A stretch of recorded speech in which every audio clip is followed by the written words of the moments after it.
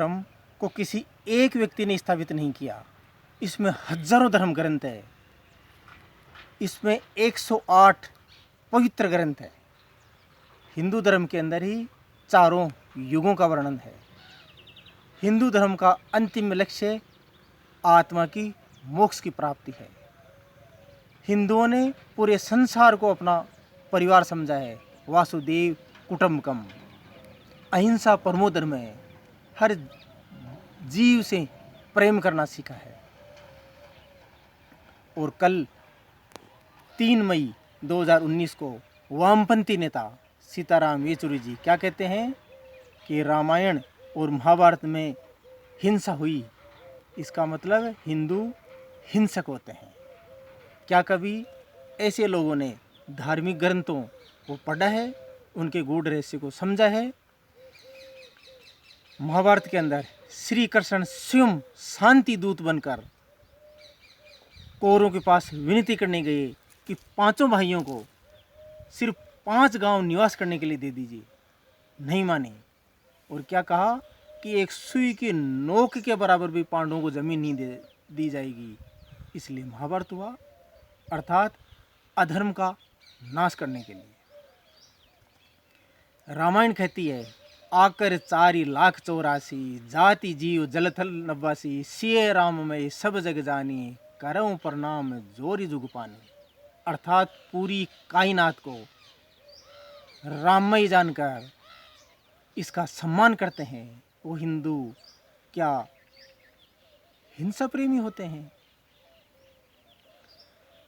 जब श्री राम की सेना श्रीलंका के अंदर चली गई, उसके बाद भी श्री राम ने आखिरी बार शांति का प्रयास किया कि युद्ध कोई समाधान नहीं है, तो बालीपुत्र अंगद को ये कहते हुए भेजा कि काज हमार तास हुई होई, रिपुसन करई बातक ही सोई। वक्स रावण से आप ऐसी बात करना कि उसका भी नुकसान नहीं हो और अपनी जान की भी वापस आ जाए। लेकिन रावण नहीं माना तो युद्ध हुआ। युद्ध और जिहाद में यही फर्क है। धर्म युद्ध अधर्म के खिलाफ, अधर्म को नाश करने के लिए किया जाता है, और जिहाद निर्दोष लोगों को अकारण मारकर अपनी शासन व्यवस्था, खलीफा राज लाना, दोनों में बहुत फर्क है। कश्मीरी पंडितों के ऊपर जुल्म हुए, अपनी मातृभूमि से उनको बेदखल कर दिया गया, उनकी हत्या की गई, संपत्ति छीनी गई, महिलाओं के साथ सामूहिक बलात्कार हुए, उन्होंने घाटी छोड़ दी। लेकिन एक भी हिंदू आतंकवादी नहीं बना, वरना कह सकती थी भी कि हमारे पर जुल्म हुआ है इसलिए हम आतंकवादी बने हैं। हिंदू हमेशा अहिंसावादी थे। अगर वो हिंसा करते तो वो भी इराक के ऊपर हमला करके उनके धार्मिक स्थलों को नष्ट करके तलवार के बल के ऊपर धर्म परिवर्तन करा सकते थे। लेकिन किसी भी हिंदू राजा ने ऐसा नहीं किया। हिंदू राजा अगर बाहर भी गए हैं तो तर्क और तथ्य के साथ गए हैं। उन्होंने विस्तार की नीति कभी नहीं अपनाई, वरना रावण के वध के बाद श्री राम भी अपने किसी भी भाई को लंका के सिंहासन में बैठा सकते थे, ऐसा नहीं किया।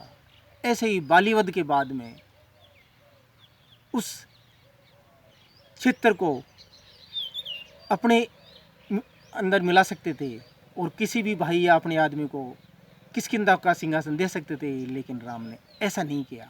संसार के अंदर शांति का पैगाम फैलाने वाले हिंदू धर्म को ये कौन लोग हैं जो बदनाम कर रहे हैं? अगर हिंदू हिंसावादी होता तो आज संसार में उनकी संख्या घटती हुई नजर नहीं आती।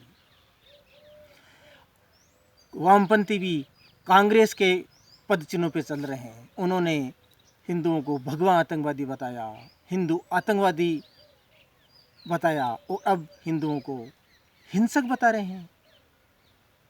क्या वोट बैंक के लिए ये नेता लोग इतने गिर जाएंगे कि एक धर्म के ऊपर भी प्रश्न चिन्ह लगा रहे हैं? क्या कभी कोई बाइबल और कुरान के खिलाफ सवाल उठा सकते हैं? ये हिंदुओं की बिखरी हुई जातिवाद में बटे हुए और कमज़ोरी इनको प्रोत्साहन दे रही है।